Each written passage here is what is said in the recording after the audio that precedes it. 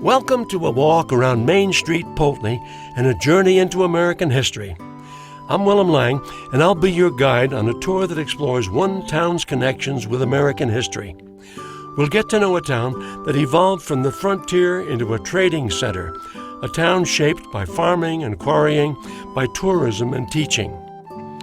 More than 3/4 of the buildings in this historic district are considered historically intact. They've stood through the eras that define this town. And each era brought a new wave of immigrants who mixed their home culture with the community already here. On this walk, we'll visit 2 centuries of history. There are changes here, certainly, but Poultney today is not so different from Poultney yesterday. Now let's begin. We're standing above U.S. Route 30 that follows the old Poultney Turnpike.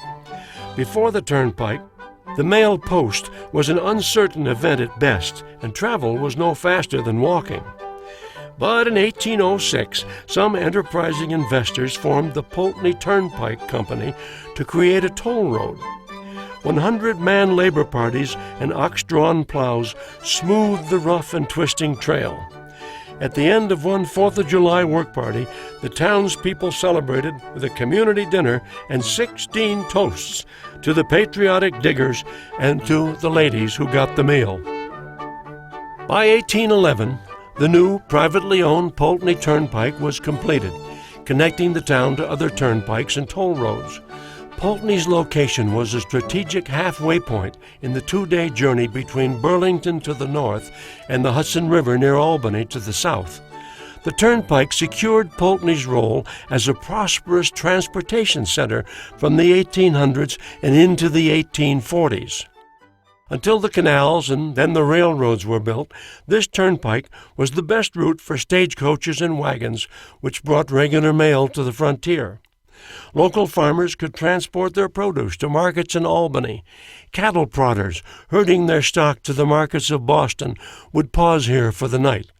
This commerce would bring competition between the townspeople of this village, once called West Poultney and known as a small milling hamlet, and the more prosperous East Poultney.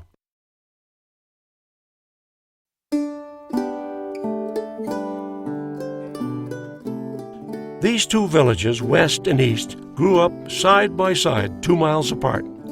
A rivalry between the villages centered on the location of the post office for the entire township.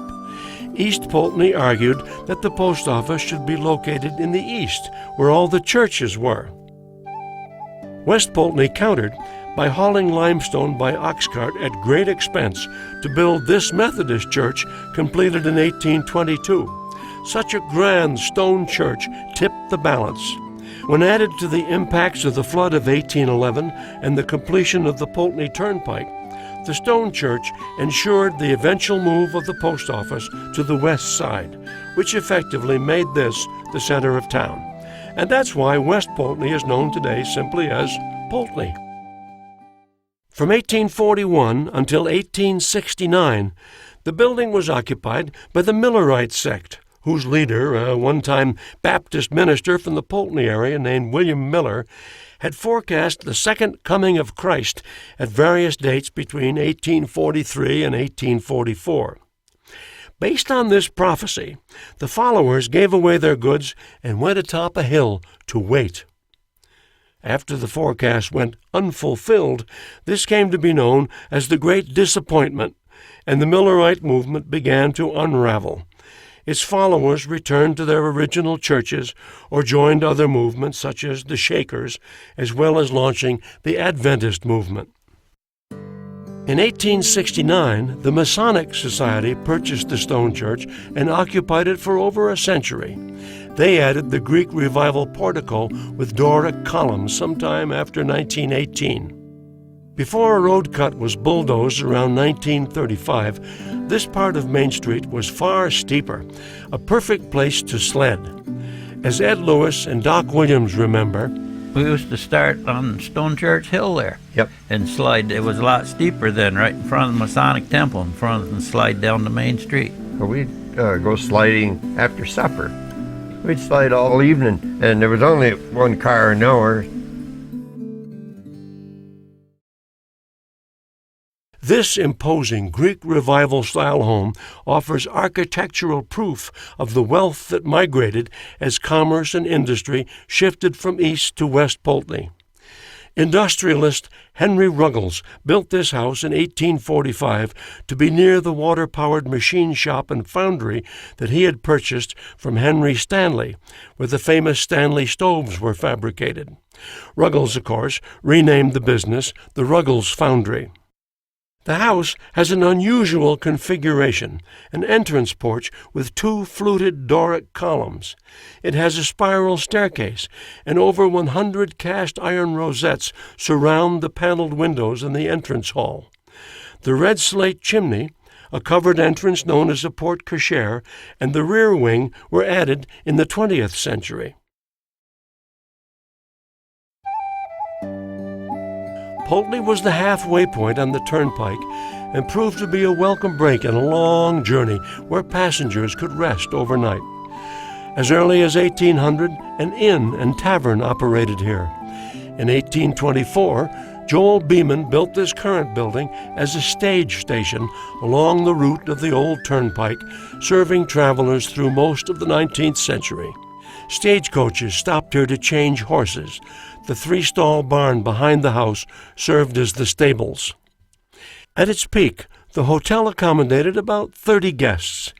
After canals and railroads replaced stagecoaches, Beeman's Hotel became primarily an inn.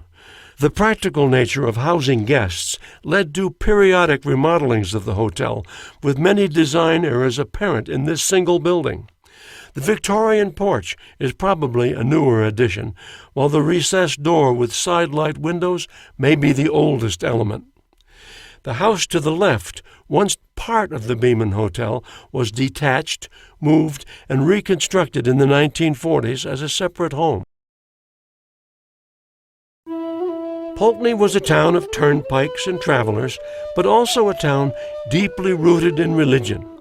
Here at the United Methodist Church, we note a second milestone in the concentration of industry, commerce, and education in West Poultney. Built in 1841, it was a replacement for the stone church to the east. The church was moved, in part, to serve a new population in town, the students of Troy Conference Academy, founded at the west end of Main Street in 1834 as a Methodist school for higher learning. Church services were considered a daily part of the lives of the citizens, students, and faculty of the town, twice on Sunday. So the local Methodist Society built this church in a more central part of town, which allowed enough time for the students to walk back to the academy for the midday meal and return in time for the second service. The design of the church comes from a pattern book authored by Asher Benjamin, who brought classical architecture to the American frontier. The builder was Charles Scott, son of Elisha, who had constructed many of the landmark buildings in East Poultney. For $12,000, the Poultney Graded School was constructed in 1885, a year after Vermont's native son, Chester A. Arthur, had completed his presidency. Now, immigrants were arriving to work the nearby slate quarries. The graded school, in its scale and size, was constructed to accommodate a growing population of the town's children, immigrants and locals alike. Equally important, it marked a change from the dispersed one-room schoolhouses to a centralized education system. The school's design echoes the gravity of its mission. The era when it was constructed, the post-Civil War Gilded Age, so-called, was noteworthy for social change and prosperity. It was also noted for an eclectic blend of building styles. The graded school features the tall windows typical of Italianate design, the fancy filigree of Queen Anne, and the balanced wings of colonial revival. Former students Ed Lewis and Doc Williams tell what it was like to learn your values here. I remember the first day I went to school down there, they rung a bell for you to come in. It's time to come in. And everybody run like the dickens, and I was the first one up to the door. And Mrs. Van Guyler grabbed me by the shirt and said, "You go out to the sidewalk and walk in here like a gentleman." That was my first experience at Poultney Elementary School. And when you got out, school was dismissed. You all went out in the hall and you lined up and you walked out to the street, and they had a bass and a snare drum and two people playing. And when I was in the second grade, you got out of line or out of step, Minnie Carlton would have you right by the ear and yank you right out, and you paid for it somehow. Today, the schoolrooms have been reconfigured as the schoolhouse apartments, which serve senior citizens living in the town of Poultney.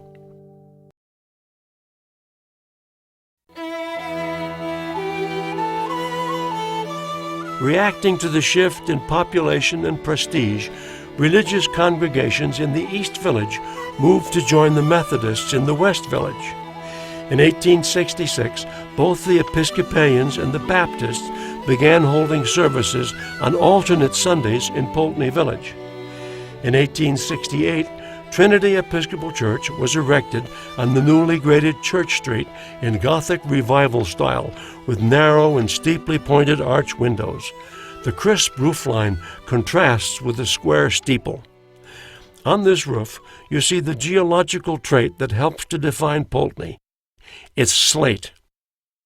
The first slate quarry in the area opened in 1845. The range of slate colors, black, green, red, even purple, makes our region unique and our slate a key element to the town's economic growth. Note the color of the red slate repeated in the red door. With its complementary colors and red rosettes, this is one of the more stunning examples of slate work in Poultney. Now, these slate roofs last up to 150 years if well cared for. Here's one of those school kids, Doc Williams, remembering how it was to grow up and work with slate in the quarries and on the roofs. Slate is a boom or bust thing. You know, you're busy for a while and then the market goes down.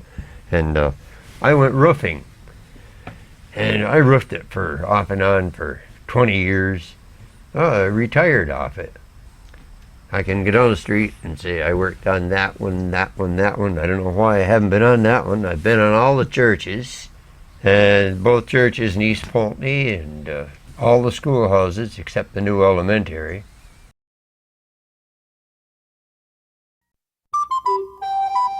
This quiet, grassy trail next to the old depot buildings was once the site of bustling commerce along the railroad that ran from Rutland to Poultney to Albany and on to New York City. This was the route of the slate picker, the rail line that hauled slate from the quarries, agricultural and industrial products, and the immigrants who worked here. Soon after much of Poultney's toll road traffic had been taken away by the canal system to the west, two rival railroad syndicates made plans to connect Rutland County to Albany. Only one of the routes, the Rutland and Washington Railroad, planned to run through Poultney. Public opinion was against it, as it was regarded as visionary. There was even a rumor that to bolster support, the proponents collected signatures from convicts and from soldiers serving in the Mexican War. The tracks reached Poultney in 1851 at a cost of $1 million, and the arrival of train service cemented the ascendancy of West Poultney over East. People moved west, and so did the businesses, churches, post office, and schools. By 1857, the shift became official. The West Poultney Post Office was renamed the Poultney Post Office. In this same year, during the Panic of 1857, the stock prices of the Rutland and Washington Railroad plummeted, and a 21-year-old man named Jay Gould bought up the stock. He inflated its value and sold out in a year, beginning a pattern that would make him one of the richest and most infamous robber barons of the era. But the greed, growth, and speed of daily living were beginning to concern some people. As a writer in the Rutland Herald noted, Now we are scarcely satisfied with 30 miles per hour in those flying machines called railroad locomotives. We begin already to talk of 100 miles per hour. Soon we'll outstrip time herself and get there before we leave. The speed increased and the growth continued. In 1868, the wooden depot was built to handle freight and passengers. Its thick jigsawed braces supported the broad boxed eaves, offering protection against the weather. In 1917, this entire wooden depot was moved back from the street to make room for the new brick depot, which served a line incorporated with the Delaware and Hudson Railroad. Sylvia and Newman Williams, long-time Poultney residents, said that in the early years of the century, it was the place to be. Everybody went down to the railroad tracks to watch the train come in, to see what was going on. That was the height of the day, was to see them coming into Poultney on the train. It was just a tradition, I guess, to watch the world arrive.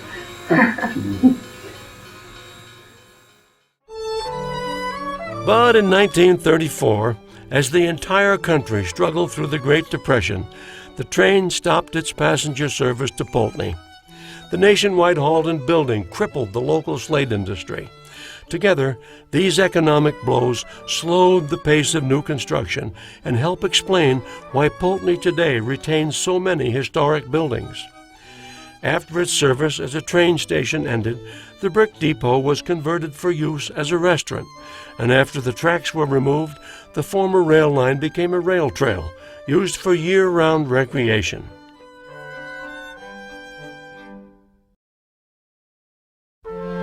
Before the automobile economy, every town had to provide its own commercial center. Poultney had 5 department stores, dry goods stores, restaurants, stables, and several photographic studios. The downtown served local residents and more than 1,000 quarrymen who worked in some 250 quarries in the area. The Humphrey Block, also known as the Journal Press Building, was built in 1904 in a neoclassical revival style, presenting a sense of strength and stature that typified buildings of the Gilded Age. It features pressed metal ceilings, and the cement and concrete blocks were also pressed on-site from scratch. This building is the longtime home of printing businesses, including the old newspaper, the Poultney Journal. The advertisements in the paper might tempt you to spend your wages on a range of goods: oysters, potatoes, sirloin and porterhouse steak, silk and brocades. Here you could find the variety and competitive prices unavailable from the company store run by the quarry. At one time or another, this building housed a bowling alley, a community center, a dry goods store, barber shop, pool hall, saloon, and the U.S. Post Office. Customers arrived on the electric-powered Poultney Castleton trolley, which had a turnaround stop just out front. Downtown owed its bustle to the industries and quarries, which in turn depended on local and immigrant workers. Workers from slate quarries in Wales launched the first wave of immigration in 1850. The Welsh were soon joined by subsequent waves of immigrants, skilled quarrymen or miners from Poland, Austria, Czechoslovakia, Yugoslavia, Italy, Ireland, Hungary, and Canada. This immigration continued through the 1890s and into the early 1900s. Sylvia Williams, co-founder of the hardware store with her husband Newman, remembered the Welsh influence in Poultney. Saturday night was live in Poultney then. All the stores were open, and all the farmers and everybody, they came to town on Saturday night. And you would walk down the street in those days. A good portion of the people were speaking Welsh. It's a Welsh community, but now you'd never hear it. But in those days, you did, because everybody was out, and quarrymen would come in, and the farmers would come in, and it was a fun night. It really was.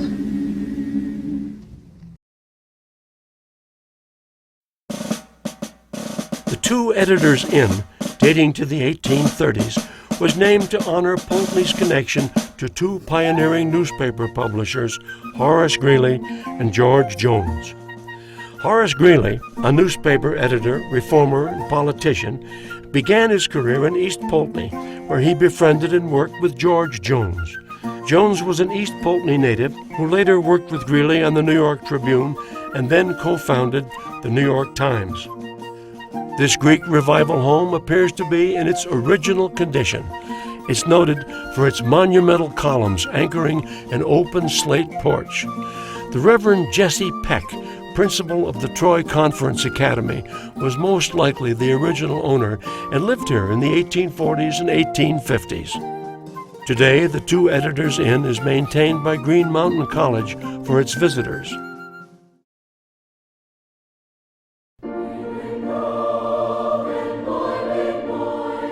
Green Mountain College sits on 155 acres, framing the far west end of Poultney Village and continuing the town's long heritage as a home for education. In the 1830s, as the Methodist movement grew, the Regional Troy Conference was formed to support more than 60 churches in upstate New York and Vermont. It was the Troy Conference in 1834 that formed the Troy Conference Academy, now known as Green Mountain College. The college might not have been located in Poultney, though, if it hadn't been for the foresight of the townspeople. The conference noted the beauty, healthfulness, temperance, good order, and freedom from influences baneful to a school of Poultney. But the gift of some $6,000 from the townspeople clinched the deal. In 1863, the school's name changed to Ripley Female College, in part due to a lack of male students who were fighting in what the locals at the time called the War of 1861. The college became a leader in the women's educational movement and was the first college in Vermont to graduate a woman. One of the first graduates was Anna Catherine Green, whose 1878 novel, The Leavenworth Case, A Lawyer's Story, was an early American bestseller. Some refer to Green as the mother of the detective novel. The school reverted to Troy Conference Academy in 1874 and changed again in 1931 when the academy launched Green Mountain Junior College, the first junior college in Vermont. And again, during World War II, Green Mountain reverted to a college for women. The school returned to its co-educational mission in 1974, changing its name to Green Mountain College and offering 4-year bachelor's degrees.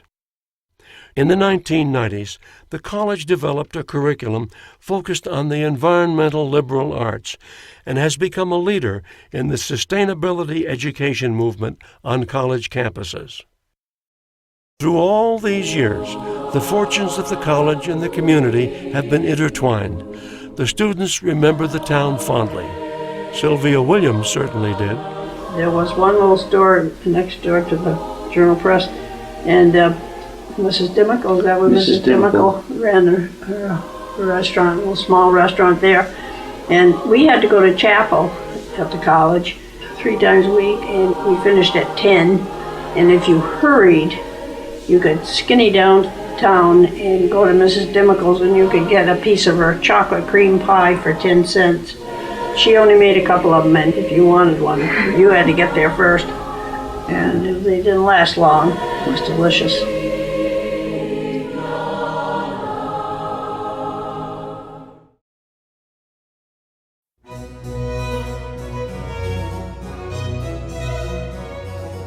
The Bentley House and the Richardson House across the street on the college campus are characteristic of the Victorian homes built by Poultney's new wealth, created by the mercantilism that served the immigrants working in the slate quarries.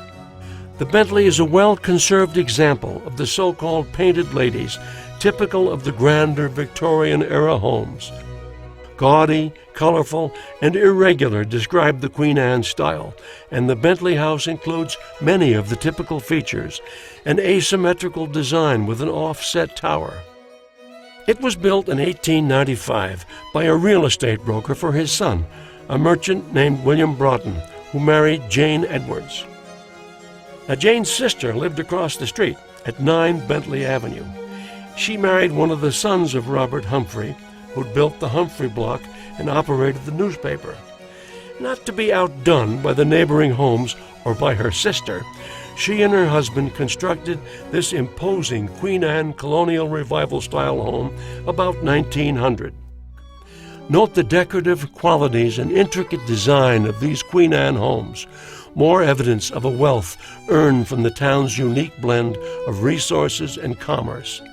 These were homes built in the Gilded Age from the 1880s to the 1900s.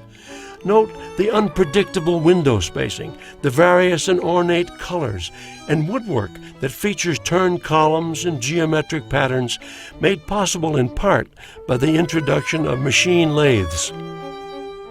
Rufus Broughton, the real estate broker who built the Bentley house for his son, built one of the more striking homes on the street in 1885 in a Queen Anne Eastlake style with an unusually ornate porch at the corner of Bentley and Roberts Avenues. Peek down Roberts Avenue and note the roof on the second house, a striking multicolored slate roof. The stone building that now houses the Poultney Public Library was built in 1910 as home to the Citizens National Bank, which closed during the Depression. Its neoclassical revival style features rusticated marble, which creates a bold appearance with deep joints and shadow lines. Over 2 centuries of operation, the town's libraries have had many homes, starting in East Poultney in 1790. Later, a library was housed across the street at Mrs. James Farnham's house, and then moved to the old town hall in 1900. During the period the library was in town hall, the Red Cross set up emergency rooms in 1918, most likely for the Spanish flu epidemic. At one time, the library's Board of Trustees approved a nursery school there on the condition that a 3-foot wall separated the children from library patrons. When the Puritan Dress Company asked to use the entire town hall first floor, another location had to be found for the library. It moved here in 1957. Because of the smaller space, the library had to dispose of over 7,000 books and some unique collections, including a display of birds from 1915, now part of the Poultney Historical Society's collections in East Poultney. This building is named in honor of a former owner, Thankful Mears, the daughter of Solon Sherman, who operated the grist mill behind the house. Her grandfather, Olcott, a harness maker, moved from East to West Poultney in 1835, and it's likely he built this house shortly thereafter. Built around 1840, this brick Greek Revival house has a lovely curved stairway in the entrance hall. At the turn of the last century, Harry Sherman operated the feed and grain business in the mill house behind this building. His wife Alice had a photographic studio next door, which she reached by a tunnel under the drive, avoiding the winter snow. The next stop is 2 buildings down, a solid all-brick building. The building dates back to the early 1800s, when the town was just being settled. In the mid-1800s, this building served as an office to a successful town doctor. After his retirement, a young couple used the building for a barber shop. As with many buildings in town, this was built in stages. The second floor was added later, as evidenced by 2-colored brickwork and the late-era Victorian trim on the cornices. By the turn of the 20th century, those who'd arrived as immigrants 50 years earlier to work in the slate quarries had been assimilated. By now, they'd built fine houses, and their children and grandchildren were working in the trades and professions. The earliest and largest of these immigrant groups, the Welsh, built this Welsh Presbyterian church in 1901. Sheathed in multicolored slate and sitting on a quarry stone foundation, this church reflects the work and the spirit of its parishioners. It features straight and uplifting Gothic structures contrasted with such Queen Anne filigree as fish scale and diamond shingles. In the 1920s and 30s, this church sponsored the Welsh Male Chorus, whose singers performed nationally. Today, it's the last surviving Welsh church in Vermont.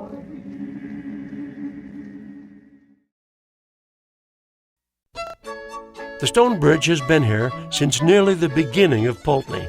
Like the town itself, this house has seen many changes and survived times of prosperity and hardship. The stone bridge took its name from the stone bridge that crosses the nearby creek. The original house was built in 1808 by one of Poultney's first settlers, Thomas Ashley, for his daughter. He constructed a federal-style residence that forms the central part of what is now the stone bridge. The stone bridge has had many owners, many uses, and many remodels. Its owners both reflected and shaped the town's changing fortunes. In 1840, financier and politician Merritt Clark purchased the home and added the two wings and a Greek Revival front. Here he opened the first bank of Poultney in the west wing. The bank vault was in the cellar of this wing, where the foundation walls are 5 feet thick. Clark was credited with saving the Troy Conference Academy in 1848 by refinancing its debt. In 1901, the stone bridge became the property of F.W. Barrett, owner of the area's largest department store. In 1952, Dr. and Mrs. E.J. Swinyer bought the home. The doctor had his offices in the East Wing and practiced until his retirement in 1983. Quite a few Poultney residents still remember their visits to the doctor's office. The building was opened to the public the following year as the Stonebridge Inn, a bed and breakfast. Fire nearly destroyed the stone bridge in 1996. Afterward, the town of Poultney raised over $800,000 in grants and donations to restore the building to its original grandeur.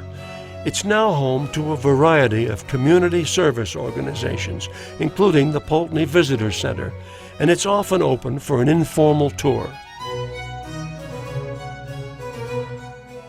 Finally, we invite you to follow the other tours in this series, East Poultney and the Poultney Driving Tour. Together, these audio tours explore the Poultney area, a region that embodies the history of small towns in America. The Destination Poultney Tours are brought to you by the Poultney Historical Society, the Town of Poultney, and Green Mountain College, and are supported in part by a Preserve America grant administered by the National Park Service, Department of the Interior. For more information on the audio tours and other attractions, drop by the Poultney Visitors Center at the Stone Bridge.